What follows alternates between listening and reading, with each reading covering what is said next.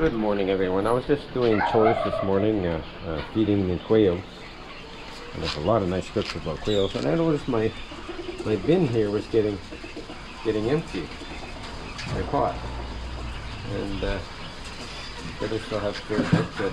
But every time this gets empty, I've got to go and buy more feed at the mill.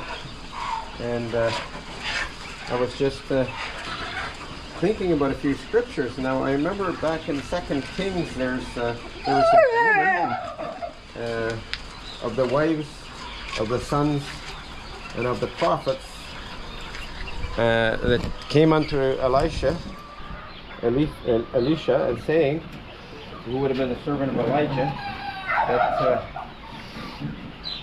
her husband was dead, and she had sons, and she had a big debt, and the bondsman was coming to, or the creditor was coming to put, let me just read that from my scripture up here. Now there cried a certain woman of the wives of the sons of the prophets unto Elisha, saying, Thy servant, my husband, is dead, and thou knowest that thy servant did fear the Lord. And the creditor is come to take unto him my 2 sons to be bondmen. So the creditor is going to make her 2 sons slaves. So this was a big concern for any mother, you know, that loves her children, of course. It should be all mothers.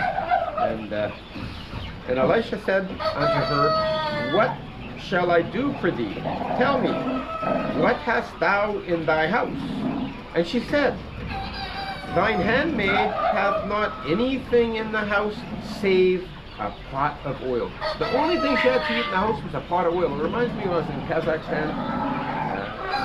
This one worker had come to me, a potential worker, crying. This woman was crying.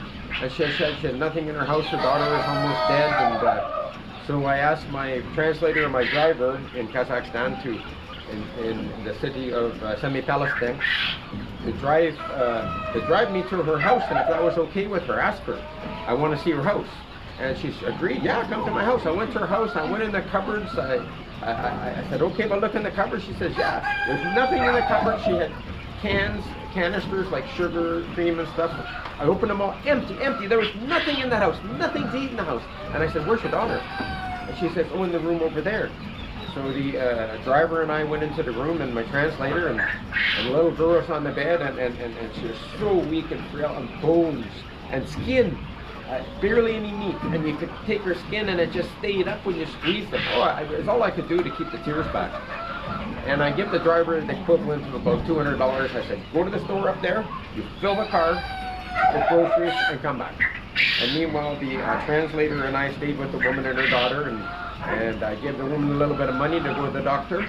And I said, you go to the doctor, you take your daughter to the doctor, get her all checked out, see what she needs, start feeding her, most important. And in 3 days, you come to work. You have a job with me. And so this reminds me a lot of that. So I know what it's like that people really don't have anything in the house. There's a lot of poor people in the world. I've experienced a lot of them in Mexico, Kazakhstan, and many other countries. Anyhow, verse 2, and Elisha said unto her, What shall I do for thee? Tell me, what hast thou in the house? You had nothing but a pot of oil. Okay. Verse 3, then he said, Go borrow the vessels abroad of all thy neighbors. Abroad of all thy neighbors. There must have been a lot of vessels her undersigned collected. And even empty vessels, borrow not a few. So even if the vessel had a little bit of oil or a little bit of something in it, take it anyhow. Bring it. I don't know how the neighbors would agree to her taking all their empty vessels away, but maybe everybody was that impoverished at the time. Then he said, Go, borrow the vessels abroad, all thy neighbors, and even empty vessels, borrow not a few, for, and when thou art come in, thou shalt shut the door upon thee and upon thy sons, and shalt pour out into all those vessels, and thou shalt set aside that which is full. So she went from him, and she shut the door upon her and upon her son. So he wasn't in the room, right? When he's performing this miracle.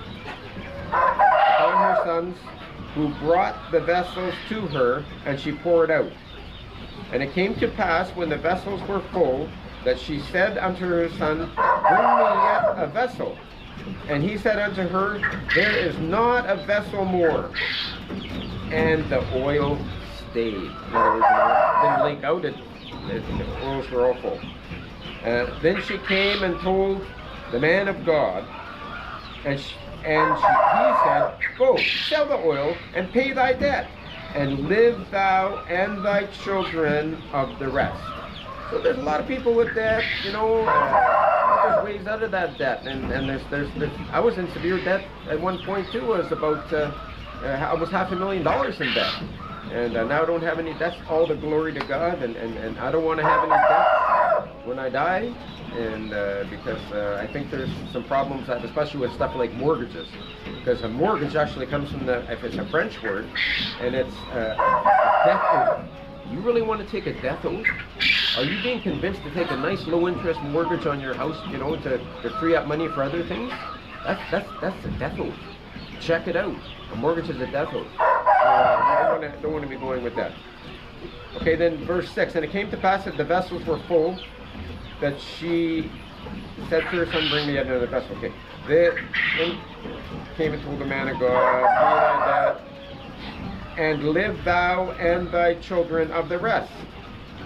And it fell on a day that Elisha passed Shunem, so Elisha went on, and there was a great woman. Then he goes into other miracles and stuff. But it just reminded me when I'm doing my chores here, how these vessels empty out, and I've got to go, and I've got to go to the mill, and I've got to order food, and I'm also making our own food as well. This is some of our own food. We're now started making and preparing our own food for our chickens, so our costs have gone down dramatically to about 25% of the cost. It's costing us in the mills, but anyhow, we're got to feed all these birds every day just so we can have income to make sure that we don't have any debt. All these quails, black chickens, turkeys, and yeah.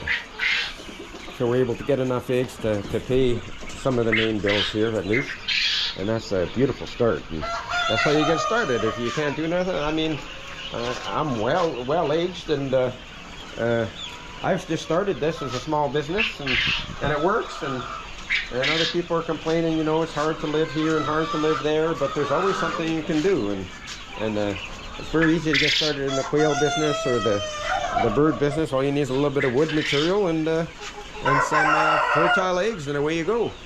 Hi guys, there's 2 baby turkeys in here. 2 baby turkeys, yeah.